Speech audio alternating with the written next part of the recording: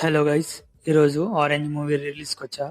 సంధ్య 70 mm ఛానల్కి ఎవరైనా కొత్తగా వచ్చింటే వీడియోని లైక్ చేసి ఛానల్ సబ్స్క్రైబ్ చేయండి. ఇంకా రామ్ చరణ్ టైటిల్ కార్డ్ అయితే నెక్స్ట్ లెవెల్ వేసారు.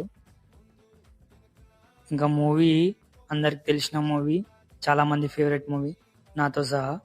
ఎప్పుడో 2010లో వచ్చిన మూవీ ఇప్పుడు 2026లో రిలీజ్కి హౌస్ఫుల్ అయింది. రిలీజ్కి పక్కా రావాల్సిన ప్లేస్ ఆర్టీసీ క్రాస్ రోడ్స్. ఇక్కడ జరిగే ఎంజాయ్మెంట్ ఇంకెక్కడ జరగదు నాకు తెలిసినంత వరకు.